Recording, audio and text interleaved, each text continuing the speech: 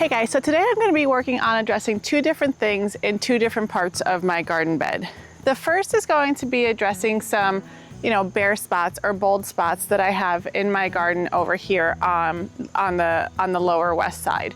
So to give you guys an idea, my gardens over on the west side are almost shaped like a giant bowl, where it's dry on the outside and then everything dips down into the middle, and there's a large water retention problem right in the middle of the garden beds. So it makes it really challenging to plant your garden beds and make everything look cohesive, because whatever works on the outside is not necessarily going to work well on the inside, and vice versa. So you have to put a lot of thought and intention and care into it to make things work. So I have two different bold spots that I kind of want to fill in, and I have a plant that I think is going to do okay in both, although there, as with anything, there's going to be trade-offs. So what I'm going to be planting here is something that I did a short on a couple weeks back actually, and it's the first edition's hydrangea shrub called Berry White. Now I have two of these planted on the inside of the gate, and they are my absolute most favorite hydrangea.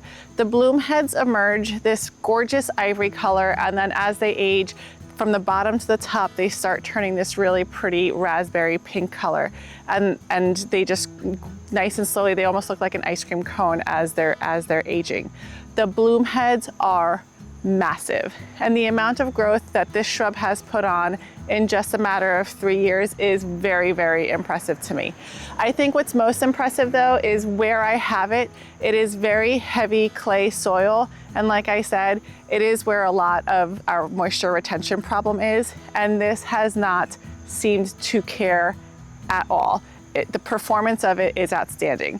Now, along the fence line on the inside of the fence, you'll notice that I also have limelight prime hydrangeas.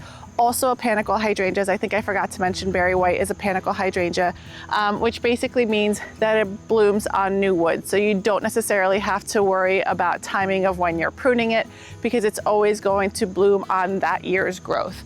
Now, the hedge is doing beautifully. However, if you take a closer look to it, the limelight prime that is a little bit further up on the hill is doing significantly better, is much bigger, is much more robust than the one blooming at the bottom of the hill.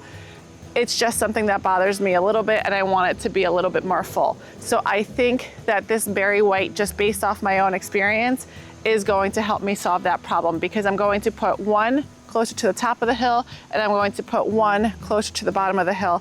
And I think that added color and up against the limelight prime on this side of the fence is going to be the perfect look that I'm going for. Now, the hardiness is zone 3 to 8, and they get rather large, so you have to give them space. They get about 7 feet tall and about 5 feet wide, so these things can get absolutely massive. So just imagine this covered in those gorgeous raspberry colored and ivory colored blooms all over, right up against the limelight prime. I think is going to be perfect. Now, like I said, there's always a trade-off. The trade-off here is going to be, I get a lot of deer pressure. I live in northern New Jersey. We get tons of deer here.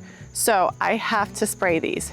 Now, to be a little bit more clear, panicle hydrangeas, like I said before, bloom on new growth. So it's not like whatever they eat this year, they're eating off next year's blooms. Deer are very attracted to hydrangeas. So I have to be very diligent to make sure that I'm spraying these, especially when it's fawn season around, because those fawns will eat anything. So I'm gonna pop these two in the ground.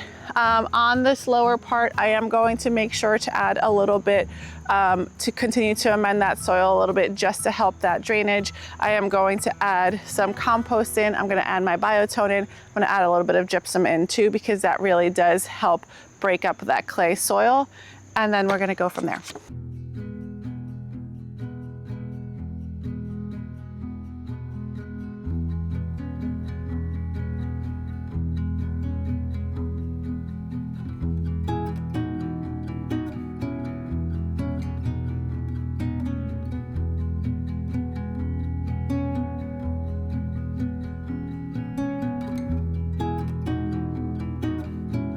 All right, now in addition to the biotone and the gypsum that I'm adding, I am also going to plant it a little bit higher so that it's not sitting all the way down to the crown.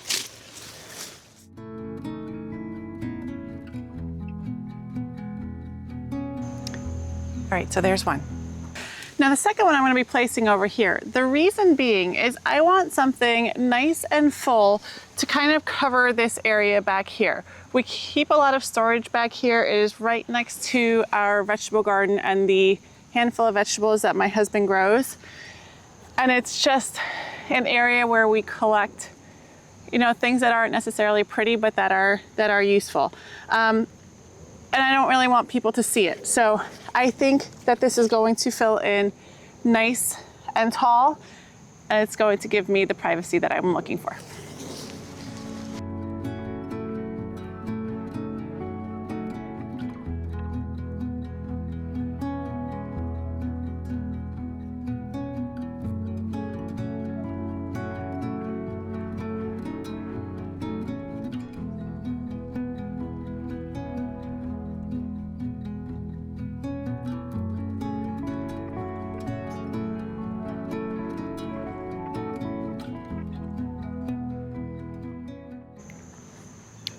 All right, so right back behind the smoke bush right there, we have one. And then if I pan slowly down here, we have the second one. Now again, they don't look like such a much right now because they're not in bloom, but next year, these are gonna be awesome.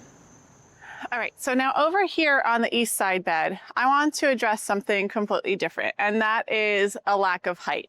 So we have a Jane magnolia, which actually is a problem because when I had this planted, I wasn't here when the landscapers had to put it in, and I actually had to hire a landscape crew to put it in because the root ball was so massive that they actually needed machinery to get it in. Unfortunately, I couldn't be here. I had marked the spot for them. They didn't put it in that exact spot. They moved it over, and now the problem is they didn't pay attention to where the wires are running. So it's growing into the wires. So lesson learned, always make sure you're there when you're having things planted and make sure you're communicating appropriately, because now I have to figure out how I'm going to rectify that entire situation. Anyway, outside of that, the garden bed is fairly flat in terms of height. Now, I do have some hydrangeas that are going to grow nice and tall, but that's going to take a little while. The garden bed is also very full. So I don't have anything that's going to, I don't have anything that can require a lot of width. So what I'm putting in here is a Green Arrow Alaskan Cedar.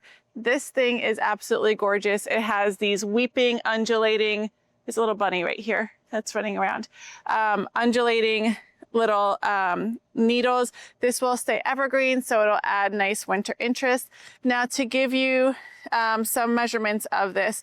So this grows about 18 to 24 inches a year. So that makes it moderate growth.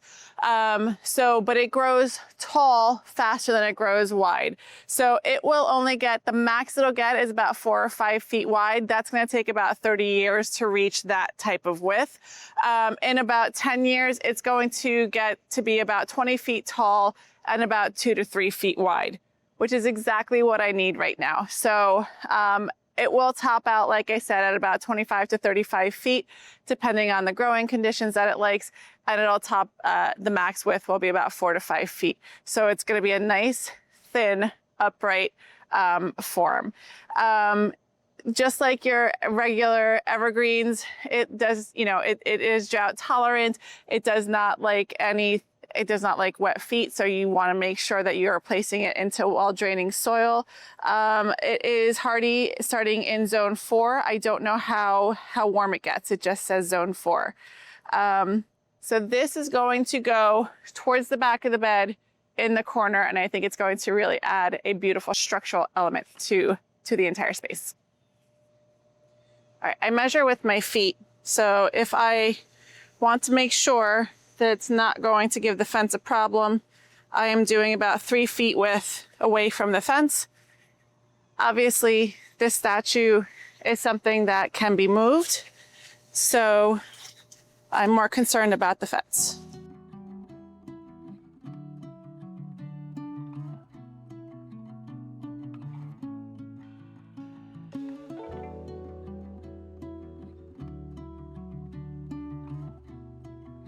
biggest thing with this guy, and the thing that I am the absolute worst at, is getting it straight.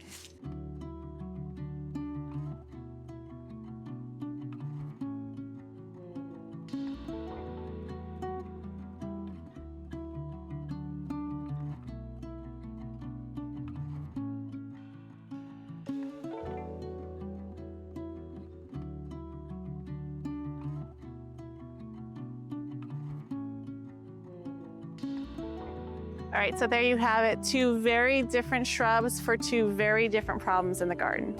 I think I'm gonna call it a day. It is starting to rain and I am ready to grab and pour myself a drink. So I hope you guys are having a good day and I'll see you in the garden.